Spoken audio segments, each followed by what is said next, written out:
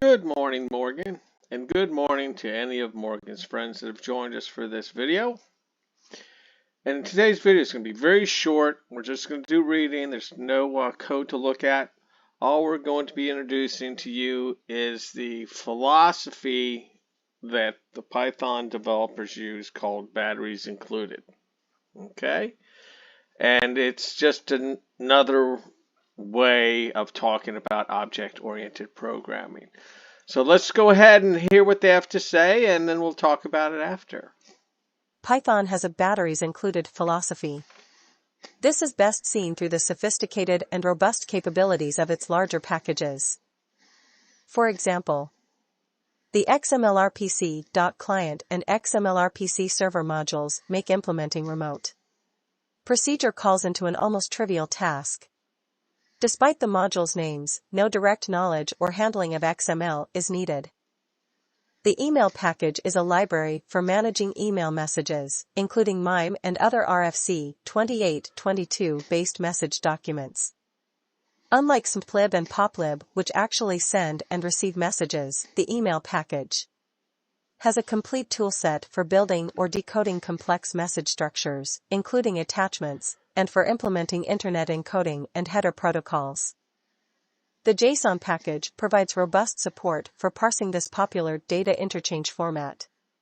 The CSV module supports direct reading and writing of files in comma-separated value format, commonly supported by databases and spreadsheets.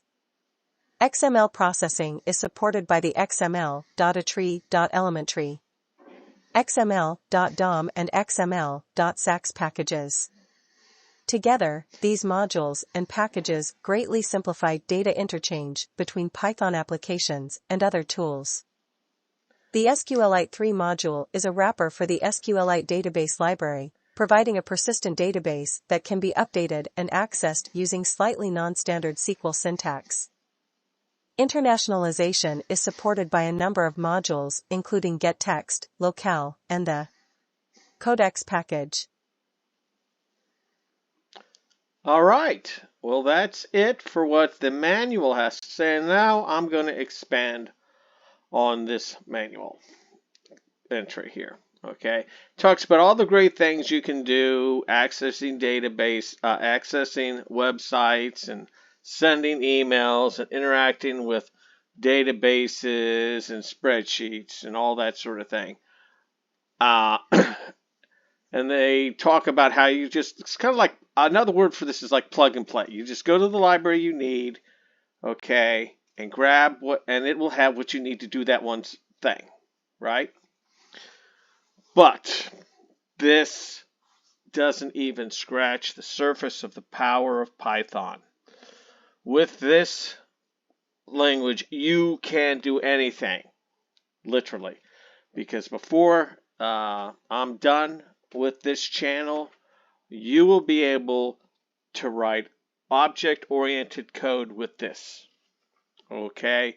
You will be able to do anything with Python. Okay? But it's going to be a little while, but we'll get through it all. But what I wanted you to take away from this video is that you can do anything. The code is out there. You just need to know it about it so that you can use it. Okay? And it's more than what they talk about here. Much more. And with that, we're going to end today's video.